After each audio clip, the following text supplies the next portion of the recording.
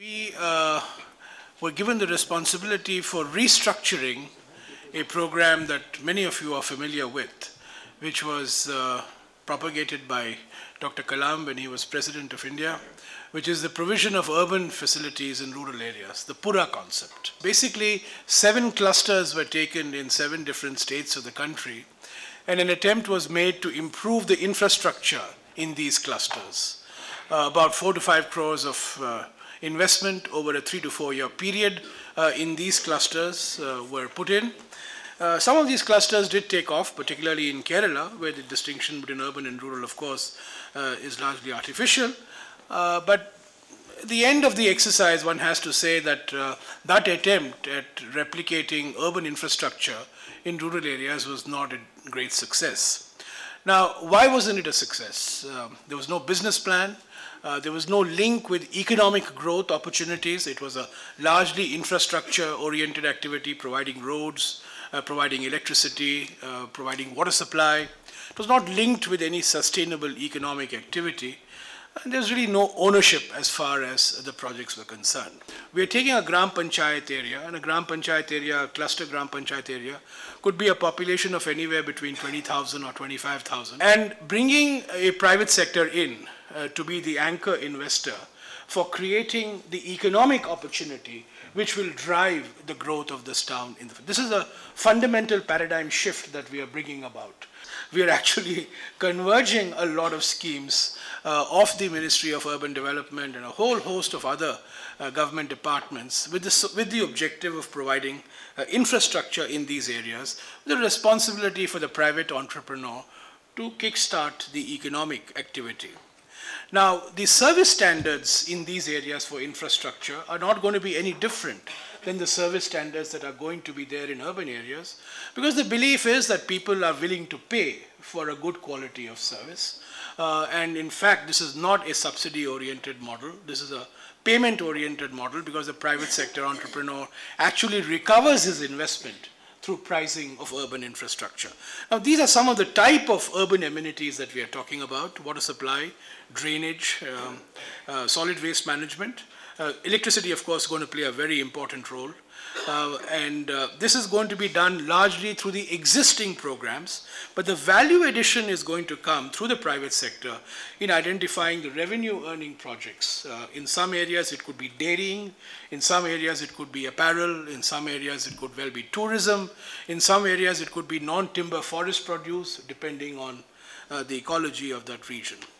Now, so what is this Pura area? What is this area that we are going to talk about? Ultimately, what we want to do is, in each of these census towns, we want to have water supply, sewerage, solid waste management, streets and drainage, and of course, increase in livelihood opportunities.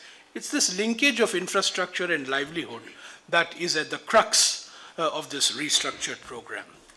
Now, the business model, we have got private sector players. The business model really is that they're going to operate and maintain the infrastructure assets for a period of 10 years, and they're going to actually recover the cost of their investment through charging for the services.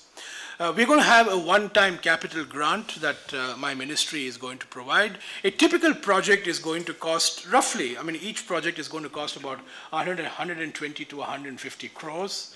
The private sector partner brings in about 15 to 20 crores, and the Ministry of Rural Development puts in about 45 to 50 crores, and the balance, which is roughly about 50% of it, comes from the existing schemes which are being run by the Government of India. So if we are successful in some of these experiments, I think that we would have put a template together for integrating rural and urban development, which today has been identified as a very major gap in our planning process. That we have programs for rural development, we have programs for urban development, but we do not have any area in which deals with this gray area of between the rural and the urban. So thank you. This whole, nettlesome question of planning for land use, how does that fit in or graft itself on in parallel with the Pura scheme? The economic activities in the projects that we've identified so far, the 8 projects that we've identified so far, These are not land-hungry projects, first of all. So we have not yet faced that issue squarely. Implicit in the governance structure of Pura is the Gram Panchayat.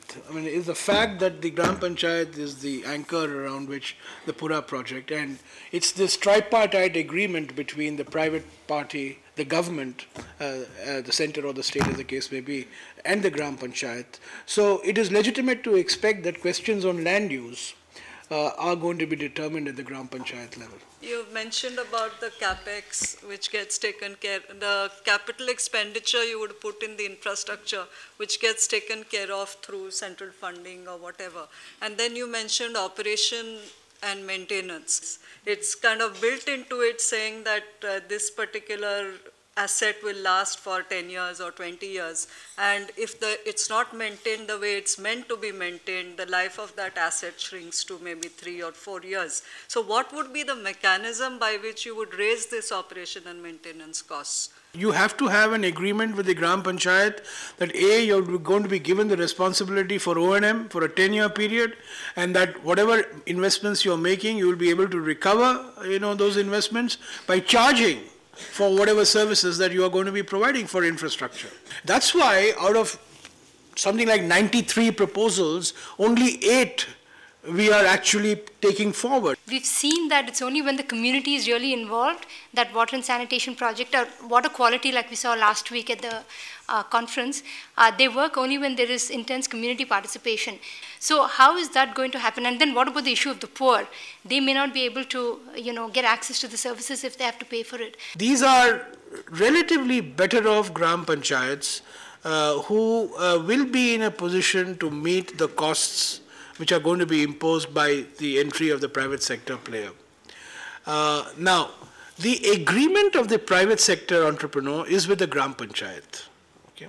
Now, if there is a community, a sub-community within the Gram Panchayat, which requires a subsidy, very important for water supply particularly, that would be the responsibility of the Gram Panchayat. That would not be the responsibility of the government. So it's the Gram Panchayat that determines how the framework agreement is going to be structured with the private sector player. And if, as you say, there may well be people who will not be able to pay for the water, then I suspect that there would be an element of some subvention that the Gram Panchayat will have to provide. But the payment, by the way, the way I see it, they're not going to charge for water, because that's going to be an unpopular, payment. In all these projects, the payment is going to be for electricity.